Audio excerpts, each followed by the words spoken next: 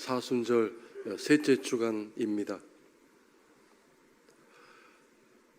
지나간 예배는 흘러갔고 앞으로 올 예배는 아직 오지 않았습니다.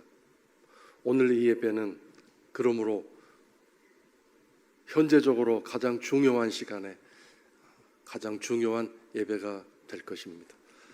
성도 여러분들에게 이 예배가 놀라운 은혜의 시간, 새로운 하나님의 사랑을 경험하는 복된 시간 될 수 있기를 주의 이름으로 축원합니다.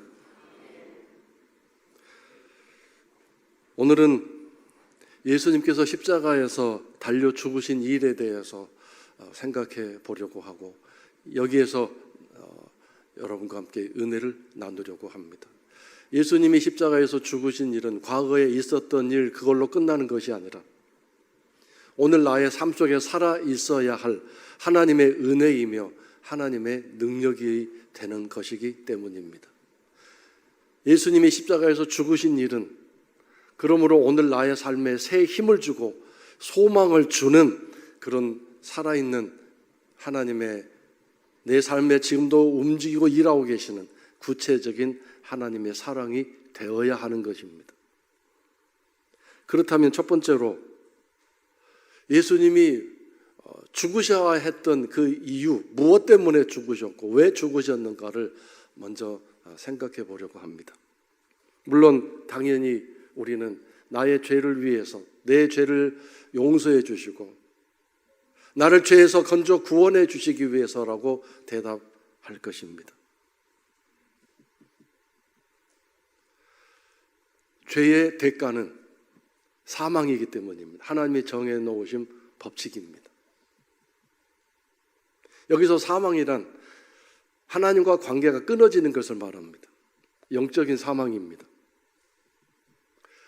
그리고 하나님과 관계가 끊어지는 것이기 때문에 더 이상 이 죄가 있는 상황에서는 내가 교회에서 어떤 직분을 가지고 있든지 내가 지난날 어떤 대단한 신비한 영적인 체험을 했든지 또는 나의 신앙 연수가 몇십 년이 됐든지 아무 의미가 없는 것입니다.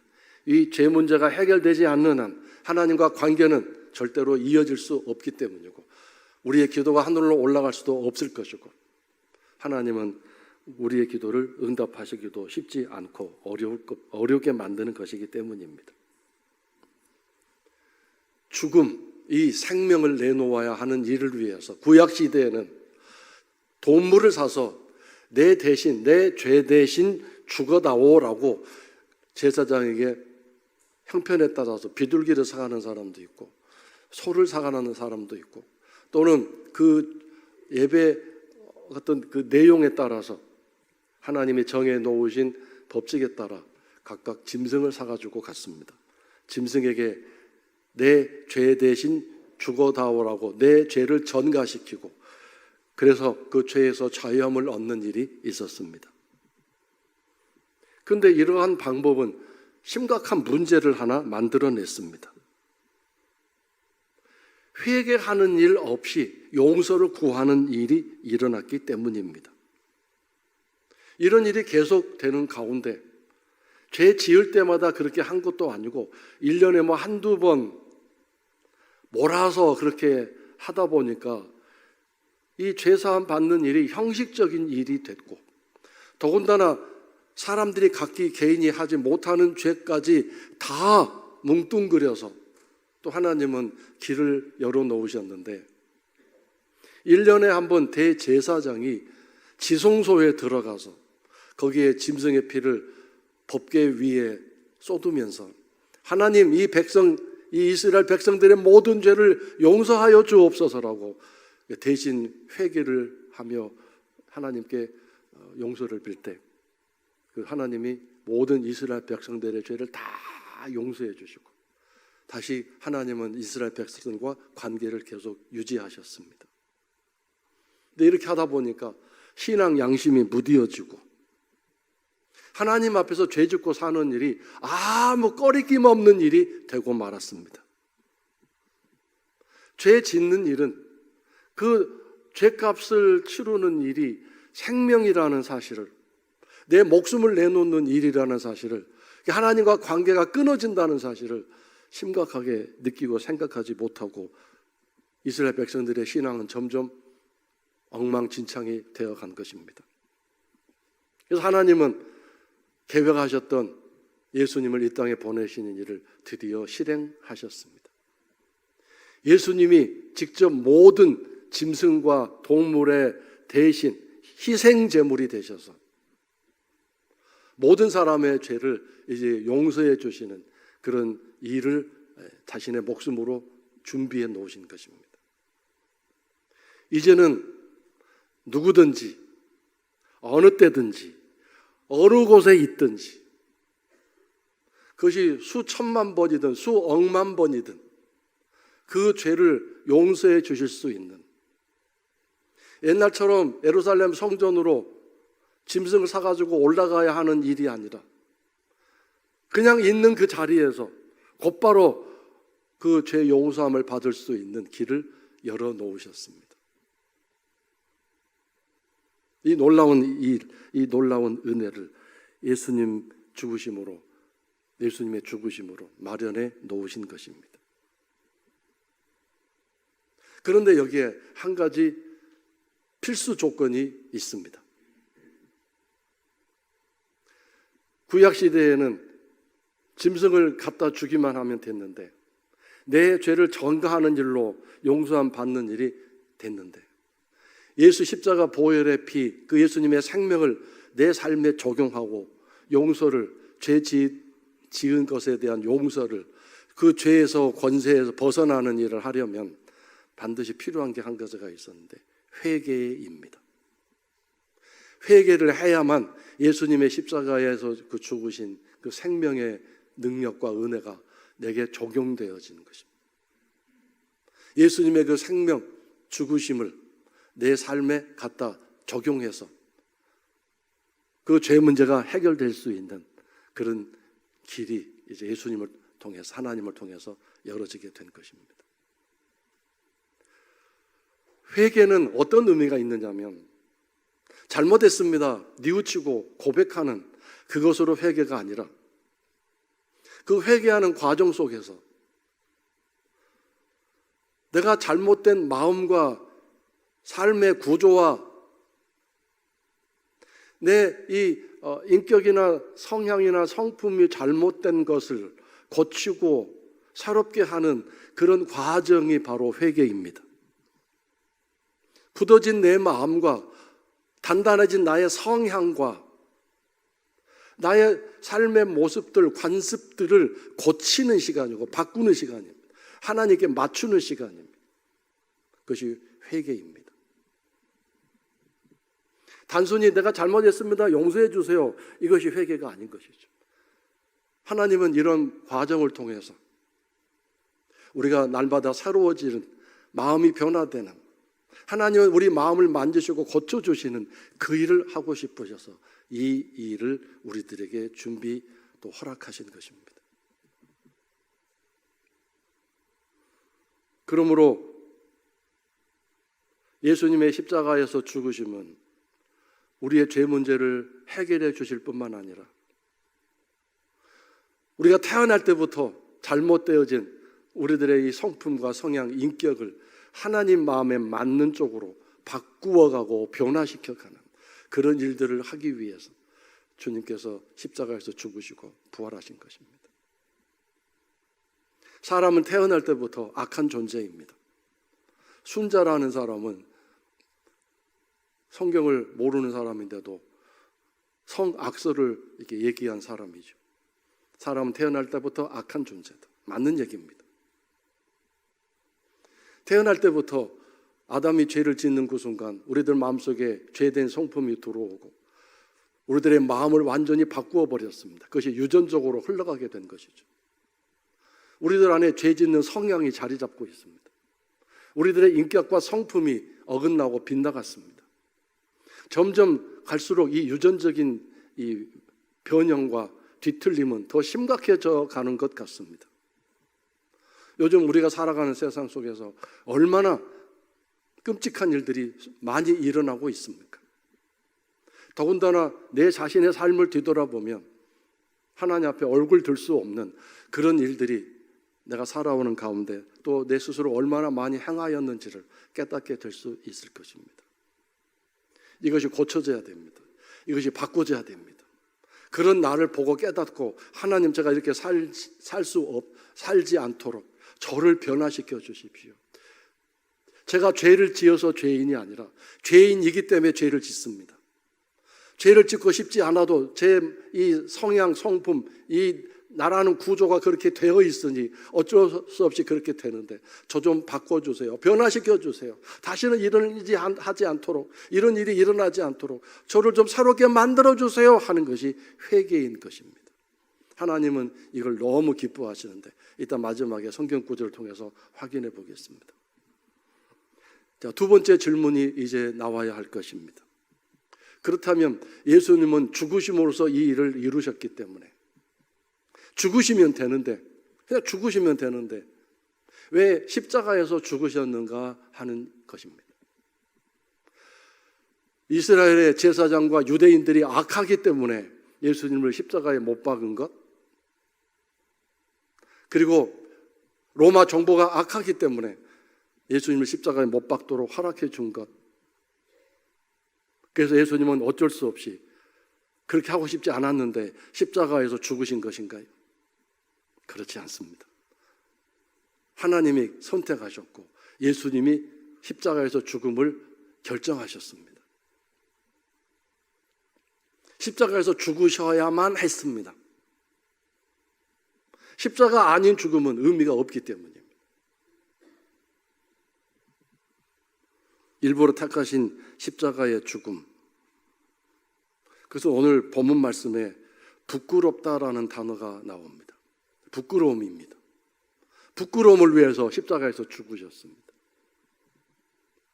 곱게 죽으면 안 되는 것이었기 때문에 부끄러움을 당하는 그런 죽음을 위해서 십자가에서 죽으셨습니다.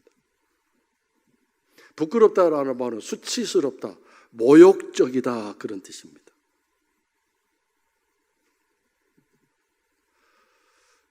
그리고 두 번째 의미는, 첫 번째는 수치스럽다, 모욕적이다. 인간으로서 곱게 죽을 수 없는 벌레와 같은 존재다, 그런 의미로서 모욕적인 비난과 조롱의 의미가 있고, 두 번째로는 인간이 겪을 수 있는 최고의 고난과 최악의 고통 속에서 죽게 만드는 형벌이었습니다. 칼로 참수하는 형벌도 아니고 독극물로 고통 가운데 몸부림치다 죽게 하는 것도 아니고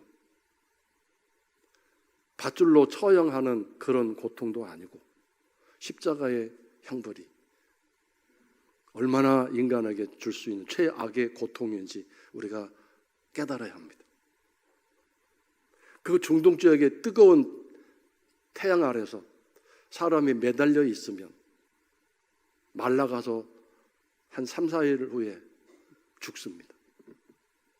밤에는 영하로 내려가는 차가운 날씨 속에 온몸이 얼어붙습니다. 그런 가운데 조금씩 사람이 죽어갈 때 그 고통은 상상할 수 없을 것입니다. 인간이 겪을 수 있는 최악의 고통과 최고의 고난을 선사하는 십자가의 형벌이었습니다. 그래서 당시의 십자가는 정말 가까이 둘 수가 없는, 사람 사는 곳에 절대 둘 수 없는 그런 무섭고 치욕적이고 수치스러운 고통, 고난, 몸이 막 부르르 떨려지는 그런 참혹한 상징이었습니다. 우리나라 옛날에도 인간에게 줄 수 있는 최악의 형벌을 만들어서 집행했던 나라입니다. 참 끔찍한 그런 나라였는데 육시라는 형벌이 있었지 않습니까? 우리가 욕을 할 때 육시랄 놈 그렇게 욕을 하지 않습니까? 그게 무슨 뜻인지 아시죠? 능지처참이라는 말도 같은 의미가 있는데 죽은 시체에 형벌을 받아 죽은 시체를 다시 욕보이는 일이었습니다. 능지처참은 그냥 찌르거나 팔다리 잘라내는 그런 정도였지만 육시는 사람을 6등분으로 나누어서 팔다리, 몸, 팔다리, 그다음에 머리 6조각으로 나눠서 소금에 절여서 각 마을마다 보내서 전시를 하는, 그런 죽은 후에도 수치와 부끄러움을 주는 그런 형벌이었습니다. 그러므로 이 십자가 형벌도 같은 의미였습니다. 어떻게 하면 이 사람이 곱게 죽지 않고, 어떻게 이 사람이 죽을 때도 죽어서도 그냥 죽었다로 끝나지 않고 계속해서 사람들 머릿속에 남아있는 악한 존재, 사람 같지 않은, 짐승보다 못한, 벌레보다 못한 그런 존재인가를 알려주고 남겨주기 위해 그렇게 이런 끔찍한 형벌을 만들어낸 것입니다. 십자가 형벌을 받은 것은 그 사람 당사자로서의 문제가 아니라 그 집안 가족들이 두고두고 부끄러움과 수치를 당할 수밖에 없는 끔찍한 형벌이었습니다.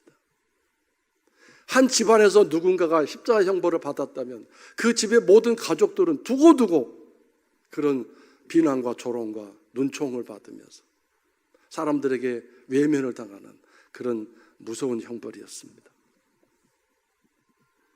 신명기 21장 23절의 말씀을 읽겠습니다. 나무에 달린 자는 하나님께 저주를 받았음이니라라고 말씀하고 있습니다. 여기서 나무는 십자가를 말합니다. 십자가 처형을 받은 사람은 하나님으로부터 저주를 받은 사람이다라고 아예 구약에서부터 하나님이 말씀하고 있습니다. 즉 이게 무슨 뜻이냐면 모든 죄는, 그러니까 이 세상에서 죄는 어떤 사람은 이런 방법 저런 방법으로 처형되지만 하나님 앞에서 죄인은 모두가 누구나 십자가 처형을 받는다는 얘기죠. 그 사람은 어떤 사람이냐? 하나님께 저주를 받은 사람이다, 그 뜻입니다. 결론적으로 여기서 십자가 처형은 우리들에게 뭘 가르쳐주고 있느냐면 내 지은 죄가 내가 저 십자가에 달려 죽어 마땅한 사람이다를 걸 깨달아야 하고 알아야 된다는 것입니다. 우리가 고난 주간에 예수님의 십자가를 이야기합니다. 예수님이 얼마나 십자가를 치러 가시면서 고통당하시고 고난당하셨는가를 막 눈물을 흘리면서 하나하나 세면서 마음 아파하고 고통스러워하는 고난 주간이 있습니다. 근데 그거로 끝입니다. 나를 위해 내 죄를 사하시기 위해 주님 얼마나 고통을 당하셨어요. 얼마나 아프셨어요. 눈물까지 흘리면서 애통해야 하는데 그거로 끝입니다. 이게 얼마나 잘못된 것이고 부족한 것입니까? 뭘 말해야 됩니까? 내가 거기 달려서 내가 그렇게 고난당하고 수치당해야 할 내 집안 식구, 가정 모든 형제들이 부끄럽고 수치스러운 존재가 될 수밖에 없는 상황이었는데 예수님이 나 대신 그렇게 거기에 달리셨군요. 내 죄가 그런 엄청난 죄이군요. 이걸 깨달았고 고백하고 한편으로는 무서움과 두려움을 느끼면서 한편으로는 감사와 감격의 그런 순간을 맞이해야 되는 게 십자가 앞에서 우리들의 고백이 되어야 되지 않겠습니까? 내가 무슨 죄를 지었길래가 아닙니다, 여러분. 세상에서의 죄는 그 죄의 경중에 따라서 형벌이 다르고 처벌이 다르지만 하나님 앞에서의 모든 죄값은 딱 한 개밖에 없지 않습니까? 죽는 것입니다. 그 죽는 형벌이 그냥 곱게 죽는 것이 아니라 영적 세계에서 하나님 나라에서의 그 벌의 대가는 이렇게 십자가에서 인간이 고안해낸 그 당시의 최고의 최악의 형벌 중에 십자가 처형법이 있었으니까 그걸 지금 가지고 설명하고 계신 것입니다. 예수님이 뭐 때문에 십자가에서 죽으셨겠어요? 무엇로 십자가를 선택하셨겠어요? 바로 내가 지은 우리들의 죄의 대가가 그렇게 고통스럽고 수치스럽고 부끄럽고 저주의 존재가 될 수밖에 없는 것임을 알려주시기 위해서 그렇게 하신 것입니다. 내가 형제에게 바보 같은 놈, 내가 자녀에게 너 바보요 이렇게 말하는 그 자체가 살인죄라고 말씀하셨습니다. 우리가 가볍게 생각하는, 별로 대수롭지 않게 생각하는 거죠. 그걸 죄라고 여기신 적이 있습니까? 바보짓거리 했기 때문에, 내가 손해를 입었기 때문에 그냥 다른 말 하고 싶은데도 참고 그냥 바보 같은 놈 한마디 했을 뿐이라고 우리는 너그럽게 우리 자신을 평가하는데, 성경 말씀 보세요. 형제에게 바보, 멍청이라고 말하는 게 살인죄라고 하지 않았습니까? 더군다나 하나님은 우리들의 행동, 행위를 말씀하시는 것이 아니라 우리의 생각, 우리의 동기, 의도, 우리들의 마음, 우리들의 의도를 다 보고 계신다고 하셨습니다. 거기서부터 죄의 문제가 시작된다고 하셨습니다. 이 세상 법이 마음, 양심, 물론 양심수도 있긴 있었는데, 죄를 재판장에서 따질 때 우리들의 동기, 의도, 이걸 막 낱낱이 파헤쳐가지고 재판을 하고 판결을 내립니까? 죄의 결과를 가지고, 그 행동 결과를 가지고 판단하고 형벌을 내리지 않습니까? 더군다나 하나님은 우리가 말하는 그 말 가지고도, 말에 대해서도 하나님은 심판하시고 판결하신다고 하시지 않았습니까? 그러므로 오늘 우리가 하루를 살았다면 하루 산 만큼 얼마나 많이 하나님 앞에서 말씀대로 살지 않는 그런 죄들이 있는지를 우리가 정말 심각하게 생각해야 할 것입니다. 그래서 예수님께서 십자가에서 죽으심을 보면서 내 죄가 얼마나 심각하고 무서운 것인가를 깨달아 알아야 합니다. 예수님은 내가 당해야 할 모든 죄의 대가를 십자가에서 다 이렇게 지셨습니다. 다 몸소 다 겪으시면서, 그래서 그것을 이제 회개하고 또 뉘우치는 사람에게 그 놀라운 은혜를 베풀어 주실 수 있는 그 길을 우리들에게 허락하신 것입니다. 이 얼마나 엄청난 은혜를 우리들에게 좀 예비해 놓으신 것입니까?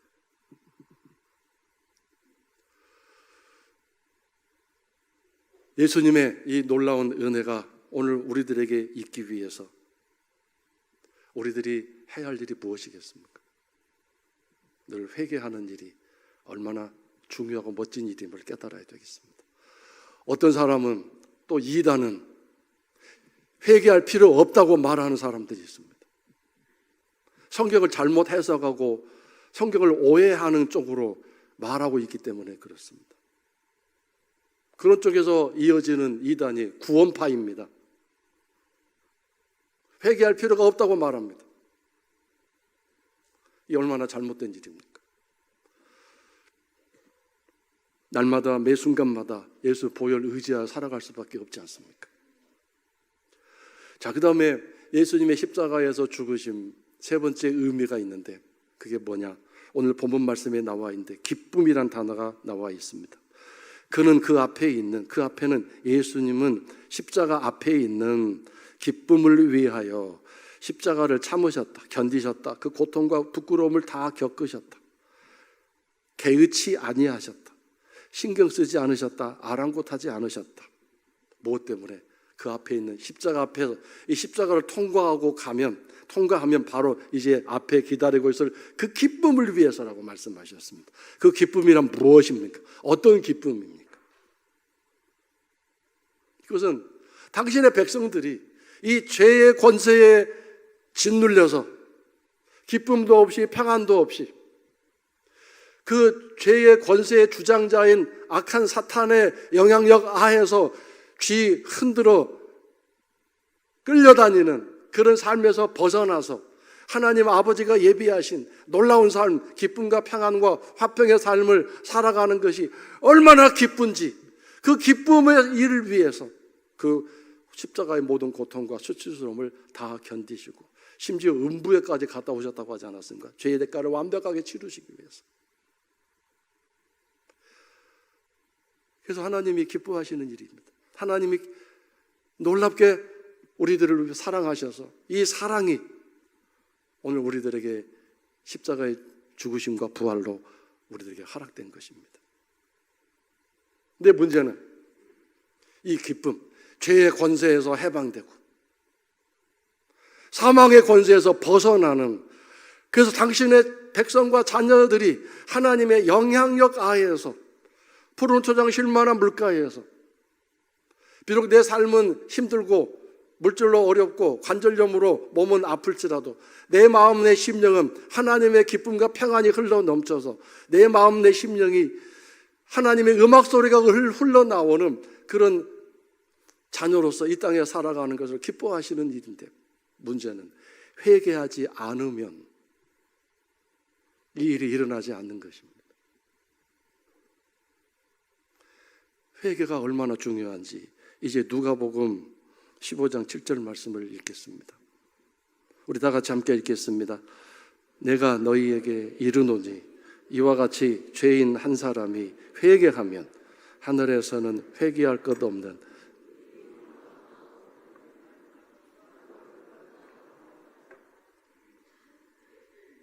기뻐하신다고 하셨죠. 회개하는 사람 한 사람을 통해서. 근데 여기서 중요한 건 하나님이 분명히 죄 안 짓는 사람으로 인하여 기뻐하신다고 하지 않았습니다. 회개하는 사람으로 인하여 기뻐하신다고 하셨어요. 한 사람이라도 회개하는 사람이 있습니다. 여기서 어떤 성경학자들은 회개할 것 없는 의인 99을 뭐로 해석하냐면 당시의 바리새인과 서기관들로 이렇게 해석하기도 합니다. 바리새인과 서기관들은 회개할 게 없다고 생각했던 사람들이거든요. 그런 율법주의자들 행동으로는 완벽했던 그 사람들보다 자신이 얼마나 잘못된 삶을 살고 있는지, 그래서 그 죄를 지을 수밖에 없는 나의 마음의 구조와 나의 성향과 성품을 하나님 앞에 내놓으면서 고쳐주세요, 바꿔주세요 하는 그런 회개기도하는 사람을 인하여 하나님이 기뻐하신다, 즐거워하신다고 이 말씀에 기록하고 있는 것입니다. 누가복음 15장 10절입니다. 다 같이 함께 읽겠습니다. 내가 너희에게 이르노니 이와 같이 죄인 한 사람이 회개하면 하나님이 사자들 앞에 기쁨이 되느니라. 이게 무슨 뜻인가요? 여기서 하나님의 사자들이란 천사들을 말합니다. 한 사람이 회개하면 하늘나라에서 잔치가 벌어진다. 하나님도 기뻐하시고 주님도 기뻐하시고 성령님도 기뻐하시는데 더불어 하늘의 천사들도 막 기뻐서 춤을 추고 잔치를 벌인다. 여러분이 자녀를 키울 때 어린 자녀가 무슨 잘못을 저질렀을 때 여러분은 그 자녀가 어떻게 하기를 원하십니까? 아빠, 엄마, 제가 잘못했어요. 용서해 주세요. 이걸 원하죠. 고백하기를 원하죠. 기뻐하죠. 근데 고백을 하면 매를 때리지 않아도, 잘못을 호령하지 않아도 스스로 와서 잘못했어요 그러면 얼마나 기쁩니까? 뭐 때문에 기쁘죠? 내 아이가 될성 싶은 나무구나, 떡잎이구나, 내 아이가 좀 제대로 잘 자라고 있구나, 안심이 되지 않습니까?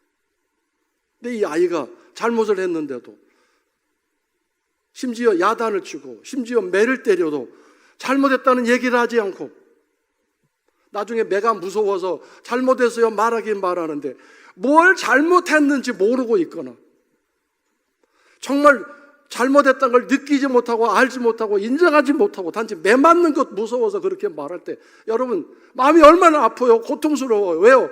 저희 아이가 커서 뭐가 될까 싶어서 걱정하고 두렵지 않습니까?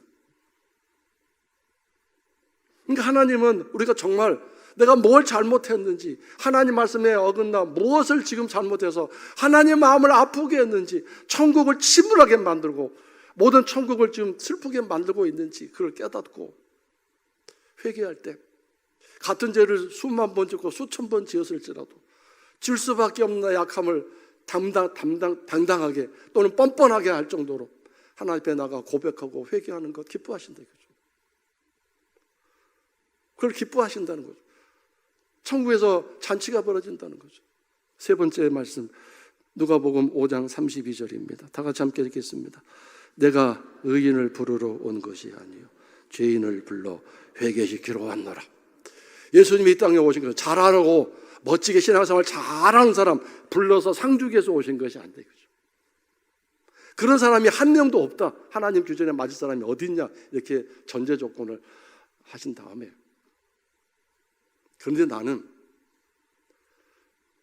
잘하는 사람 상 주고 못하는 사람 벌 주기 위해 온 것이 아니라 모두가 다 못하고 있는데, 그렇잖아요. 우리가 어떻게 하나님 말씀, 이 말씀을 100% 완벽하게 지킬 수 있나요? 못해요. 불가능해요. 문제는 잘못한 걸 깨닫고 하나님 잘못했어요. 그 잘못하게 만드는 나의 이 성향, 나의 인격, 나의 이 마음을 바꿔주세요. 변화시켜주세요. 이게 회개라고 말씀드렸잖아요. 그 기도를 기뻐하시고, 그래서 우리를 변화시키고 바꾸어 가시기를, 새롭게 만들어 가시기를 원하시는 것입니다. 오늘 하나님은 죄인을 불러 죄인을 불러. 죄인을 부르다면 너 죄인이다라고 말씀하시는 거죠. 근데 우리는 설교 듣다가 말씀 듣다가 마음에 찌르고 불편하면 떠나죠. 싫어요. 설교 중에 그런 얘기가 내 마음에 딱 들어오면 일주일 동안 살다 힘들게 왔는데 좀 편하게 좀 마음을 위로해주고 살 소망을 주지 않고 왜 저렇게 말씀으로 나를 때린대? 누구한테 얘기를 들었나? 오늘 나들으라고 하는 설교는 이렇게 생각하는 경향이 있습니다. 내가 뭐 때문에 그런 설교를 합니까? 하나님 말씀이 살아있고 그 하나님이 너무도 여러분을 사랑하기 때문에 그 말씀이 여러분 마음에 들어가서 지금 여러분을 진단하고 판결하고 하는 거 아니겠습니까? 죄인을 좀 부르신 거죠. 그래서 회개시키러 왔노라 하셨지 않습니까? 그래서 오늘 이제 사순절을 지나면서 다시 한번 예수님의 십자가의 의미, 죽으심의 의미를 세 가지로 살펴보았습니다. 십자가를 보면서 내가 거기에 달릴 존재인데 주님이 저렇게 하셨구나. 내가 그렇게 가지 않도록 주의 보혈로 날마다 내 마음을 씻고 내 삶을 씻는 지혜로운 자가 돼야 되겠다. 이런 결심을 하시고 사순절을 보내시고 우리의 남은 시간을 달려나가시는 성도 여러분 되시기를 주의 이름으로 축원합니다.